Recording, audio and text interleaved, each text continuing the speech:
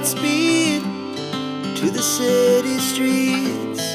We began to feel the fire.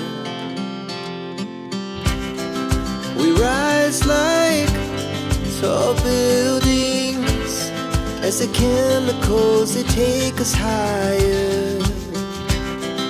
The night's young and it's just begun as she puts her hand in mine.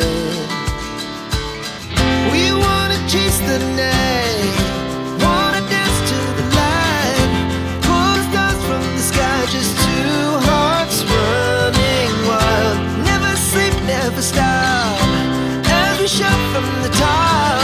We're gonna be two hearts running wild.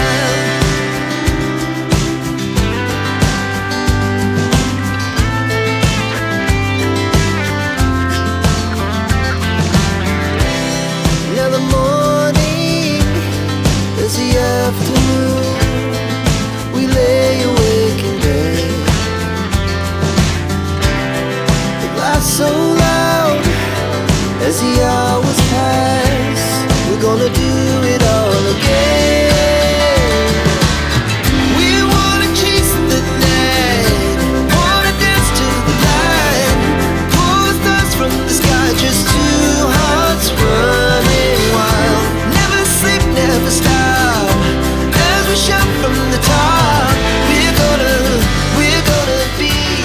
Ensobi zikolebwa abantu naye netonze netowazizza. Nojjukira nga nkugamba wesonyiwa omuwala oyo Genevieve.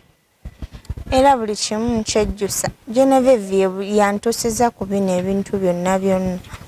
Tasobola nakubudame. Kati tolina naawe osula.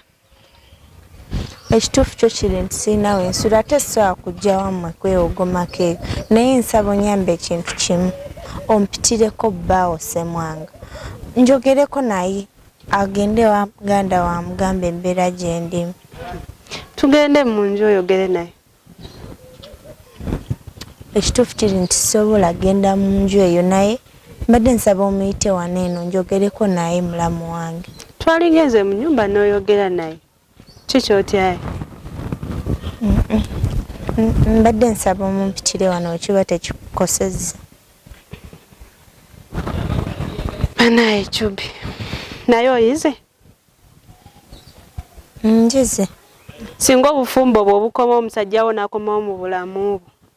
Kiki ogenda okukola? Wallahi billahi talahi ngenda kubeera omukazi omulungi Jemba gwe yenyumirizaamu.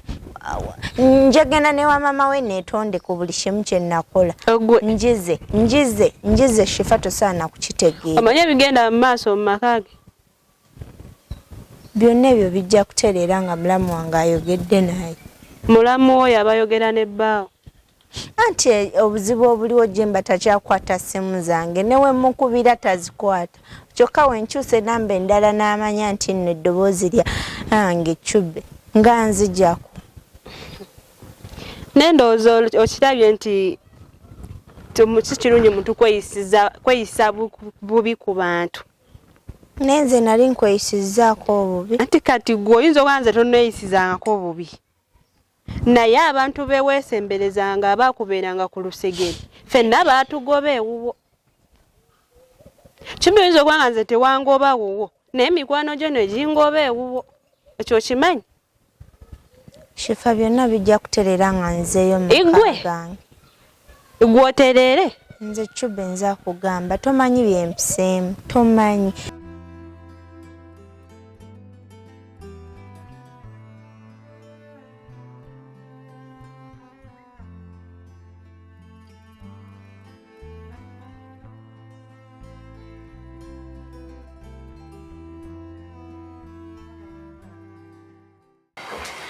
Jemba ye mukwano gwange bamuyita Matilda twabeeranga naye omukyalo kati naye bambi azze kundaba. Ni bw'otamalayo nze nsobola okweyandula. Oli otya? Ndi bulungi nnyabo ogamba ya tusanze okulaba. Kale nango zeno okwagaana kankwesa olusoga. Ono twabanga naye mu kyalo. nga mukwano gwange ino nikyali wange yasinganga mu kyalo. Ono ye mukwano gwasinga mu kyalo. Yono. Bannaye kati nze we nabaddeyo ne mpulira nti yafunye omusajja ne ngamba bannaye nze tisigala mu kyalo ndida kukakasa kuba tulina bye twakola obukwakulizo. Asooka mwine okola ki?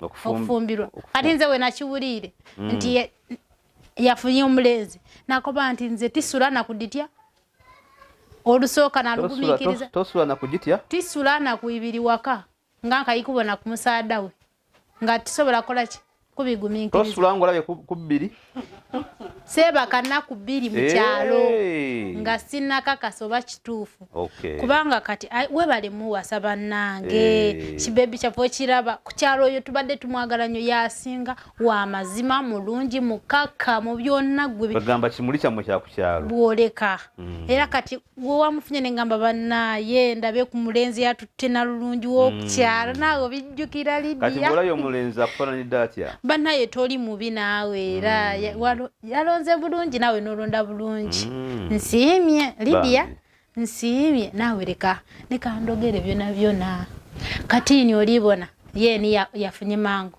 hayi kati nzeera nkali awo nkali mukulooza nkali kusalawo kuba nina abasaada bange bali mukaaga kati kwogo mukaaga mbe nenda kukola ki kulonda mu mutuufu nga nawe obimanya abasajja babuzabuza kati ndyawo soka olindeko ogambye olina abasajja bali mukaaga bonka bokka ate yo obonanga bangi abandi baba n'ekikumi just kinze ndina mukaaga nkagerangeranya ntwala nani alina ku sente care ochidi we need care as ladies oyagala kwekkeya nga tebakubona sente ate awo waba wabi naawe asigamye buwabi just nzira mu bigambo byo kakati onoolondako ddi njira nkabatambuza nkabetegereza bwe ntyakuyo ono wembona embeera de kakati entambuza gyo batambuzaamu oba sinja layini awo ne mutambula oba bonna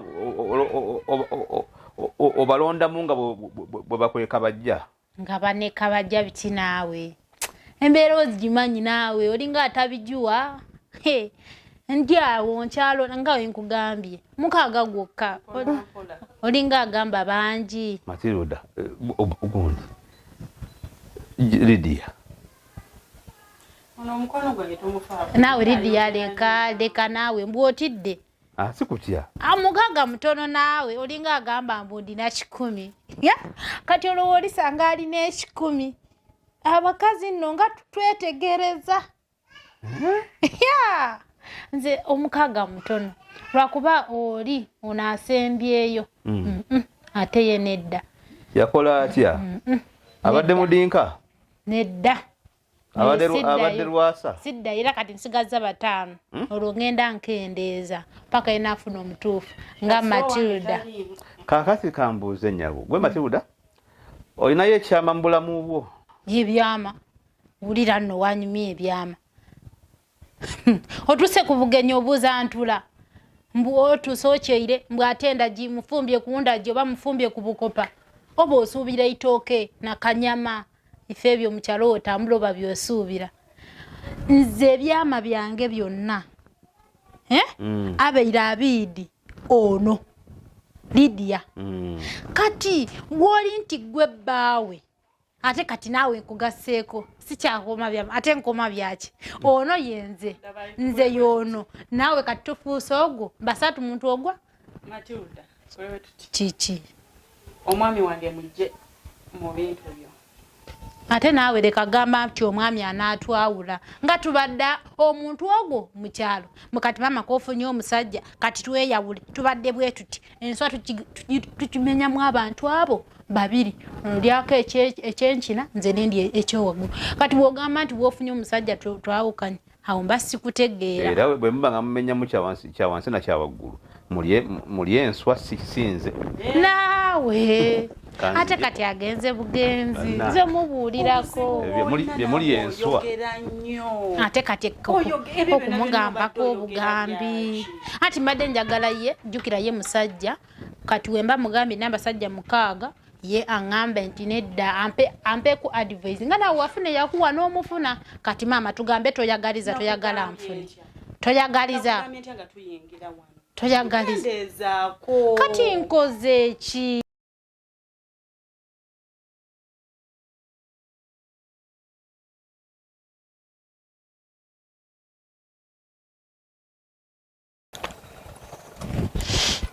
Mulamu olaba wendwadde nze nankoze sikyalabikako simanyi Jemba kye yankola oba Jemba bwe navaayo n'agenda nankwatamu sibitegeera kuba kati laavu gye mulinako mukulu wo simanyi na gyeva naye sisuubira nti yakwatamu kyendowooza kati essaawa zino according to the problems z'ofacing gwategedde kiki kyewafiirwa mulamu noonyeza buli wamu teri musajja alinga mugandawo Shube